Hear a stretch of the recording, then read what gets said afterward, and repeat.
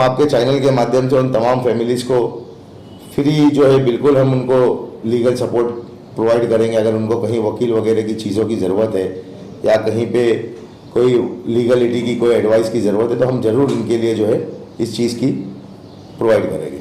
Sure भाई, 9 महीना पहले मीरा रोड में जो है प्राण प्रतिष्ठा के अवसर पर जो है कि कुछ हिंसा हुई थी, जिसमें 20 बच्चों को जो है कि अरेस्ट किया गया था और सेशन कोर्ट में अब उसकी बेल जाके रिजेक्ट हुई। क्या कहेंगे आप? देखिए, सबसे पहली चीज़ तो हमको ये समझना है कि कल जो है सेशन कोर्ट के अंदर जो है एक बेल एप्लीकेशन फाइल की गई थी। मीरा रोड के अंदर जो है 20 बच्चों को लेकर एक FIR हुई थी 9 महीना पहले। राम प्रतिष्ठा को लेकर इसका कहना था कि वहाँ पे इन बच्चों ने जो है हिंसा की थी। उसके बाद में काफ़ी चीज़ें चली, काफ़ी लोग जो है नेताओं के पास गए, उसी में से जो है कुछ डेलीगेशन जो है अजीत दादा पवार साहब के पास गए और ये आश्वासन दिया गया कि जो निष्पक्ष कार्रवाई और जो फेयर चीज़ें हैं वो बिल्कुल वो चीज़ें की जाएगी। 9 महीने केस चलने के बाद में भी जो है 17 बच्चों को जो है कल बेल एप्लीकेशन रिजेक्ट की गई। उसके अंदर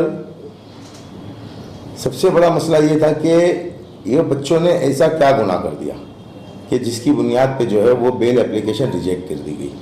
जबकि PP ने जो गवर्नमेंट लीडर थे उन्होंने ये दलील दी कि अगर ये बच्चे बाहर जाएंगे और इनको बेल दी जाएगी तो ये त्योहारों का मौका है, ये फिर से जो है इस तरीके की हरकत करेंगे। जबकि उस वक्त जिन लोगों ने उकसाया, जिन लोगों ने वहाँ पर दूसरी चीज़ें की गई और दूसरे हालात पेश किए गए, ना उनके ऊपर FIR हुई ना उनको अरेस्ट किया गया।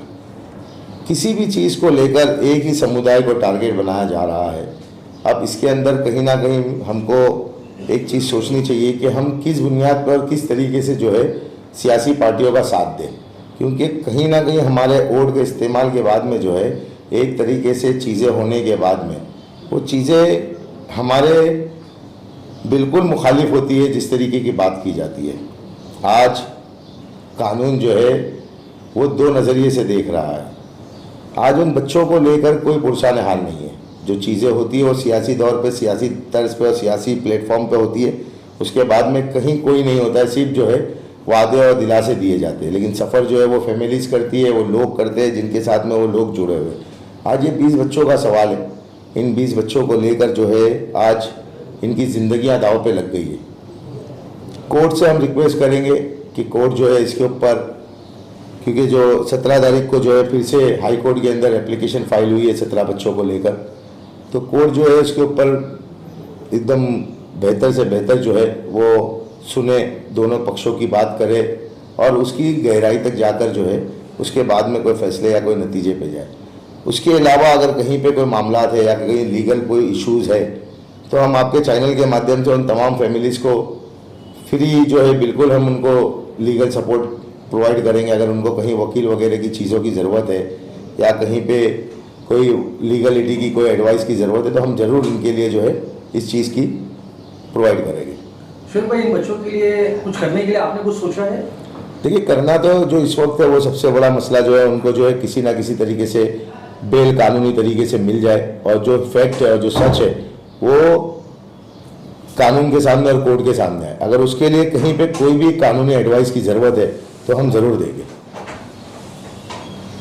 शोभा, जिस तरह से आज का माहौल है, बच्चों को इस तरह से हो रहा है, जो अपने आप को सेकुलर बनते हैं, बड़े बड़े वादे करते हैं, तो क्यों नहीं अब जो है कि आने वाले इलेक्शन में लोगों को इस बात को सोचना पड़े कि भाई इनको वोट देने से पहले ये हमारे लिए क्या करते हैं। वोट तो ले लेते हैं, लेकिन जब हमारी बारी आती है तो सब के सब गायब हो जाते हैं।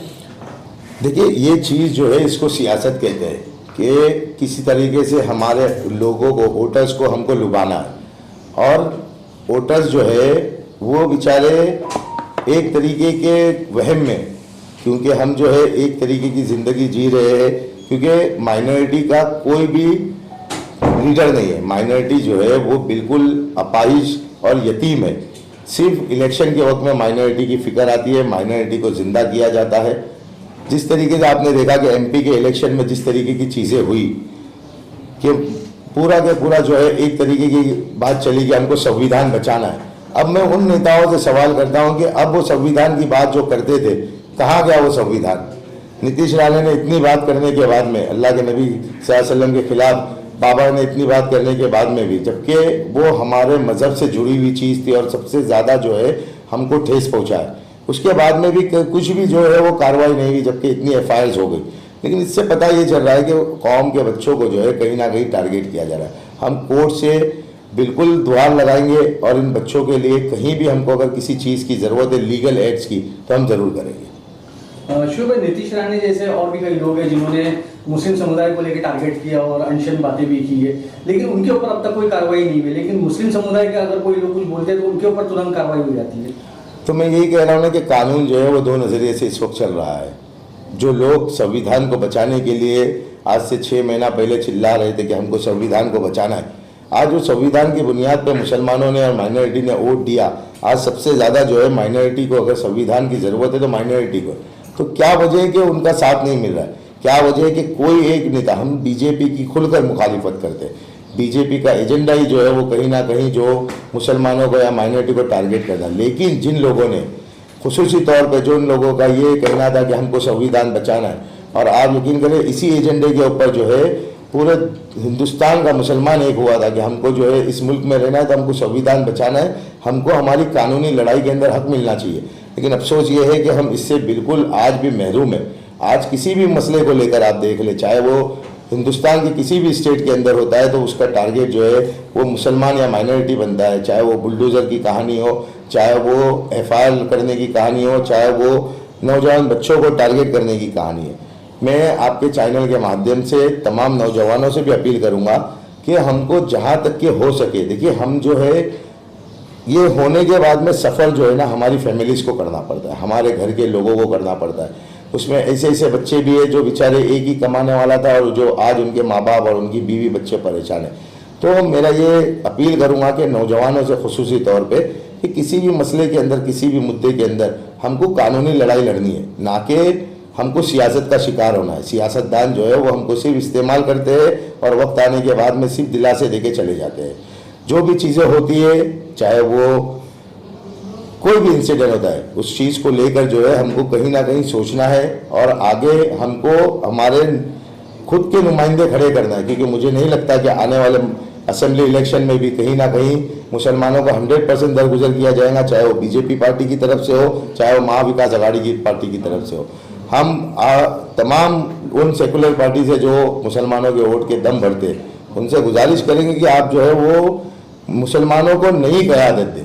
ये जो घिसे पिटे लोग हैं जिन्होंने अपनी ज़िंदगियों को पूरी लगा दी 15-15 साल से, 20-20 साल से, अब जो है हम उकता गए हैं, हम जो है नई क़यादत चाहते हैं।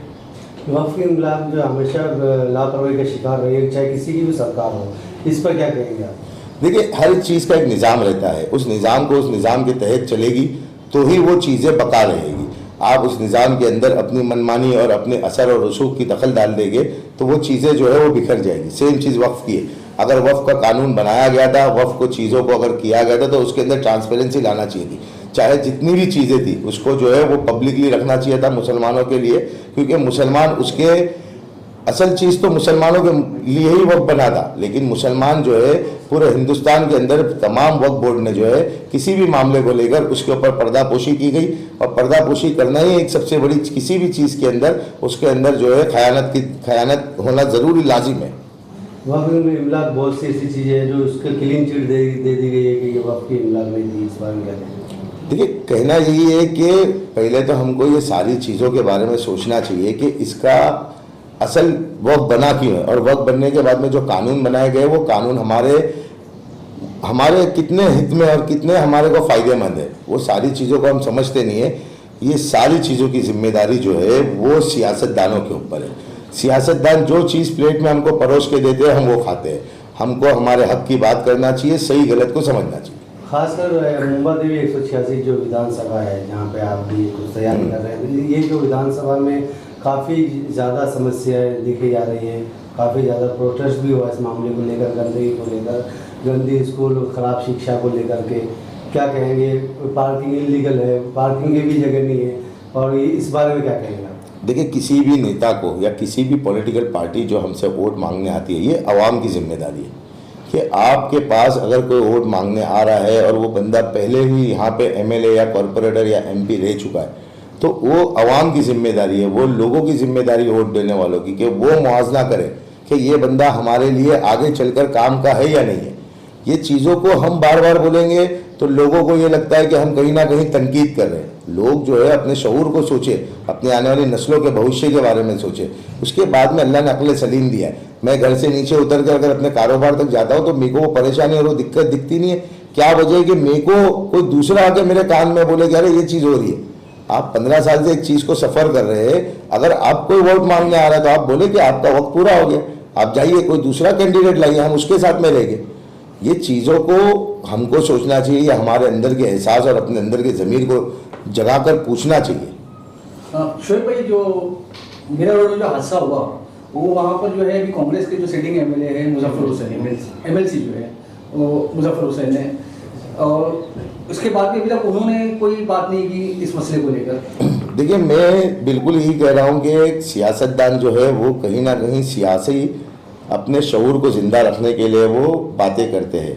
आपने इससे पहले कई मरतबा इस तरीके के इंसिडेंट देखे होंगे कि जहाँ पर जो है वक्ती तौर पे लोग जोश में आ जाते हैं और चीज़ों को लेके जाते हैं। मेरा ये कहना है कि लोकल बॉडी बनना चाहिए एक कम्युनिटी बेनिफिट के लिए, कि वो कोई ऐसे इश्यूज़ होते हैं जैसे कुछ NGOs बनना चाहिए जो बिल्कुल हर मसाजिद के अंदर जो है ना ये काम होना चाहिए कि सिर्फ हमको हमारी कम्युनिटी में ऐसे कुछ इश्यूज़ होते हैं और कोई सियासतदान अगर इसकी जिम्मेदारी लेता है तो उसका फॉलो अप ले, या अगर वो फॉलो अप नहीं लेता है तो वो कमेटी और वो जिम्मेदारान जो है वो इस चीज़ की जिम्मेदारी ले, ताकि हमारे बच्चे हमारी बच्चियाँ वो किसी चीज़ को सफ़र ना करें, चाहे वो किसी भी मज़हब के मानने वाले हो। हम ये नहीं कह रहे कि मुसलमानों के लिए ये कमेटी बनाई जाए। हम इस मुल्क में रहते हैं तो हमको हर उस बच्चे की फ़िक्र करना है जो इस मुल्क का रहवासी है। क्या वजह है कि हम नहीं कर पाते, हम जो है, और हुकूमत और चीज़ें जो है वो आती जाती रहेगी, लेकिन कानून जो है वो अपनी जगह पे हमेशा है, हमेशा रहेगा। हमको उसके कानून के हिसाब से चलेंगे ना, आप यकीन करें सर उठा के इस मुल्क के अंदर जिएंगे।